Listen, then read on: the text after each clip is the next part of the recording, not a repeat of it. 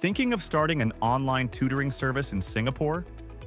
With strong demand for education support and widespread digital adoption, online tutoring has become a flexible and scalable business opportunity. An online tutoring business may offer academic tuition, exam preparation, language learning, or skills-based courses for students locally and overseas. The first step is to register your company with ACRA and define the appropriate education or training-related business activities. Next, consider regulatory and operational requirements. While online tutoring is flexible, you'll need to ensure proper tutor qualifications, clear service agreements, and compliance with data protection rules, especially when working with minors and handling personal information. Operational planning is key to success.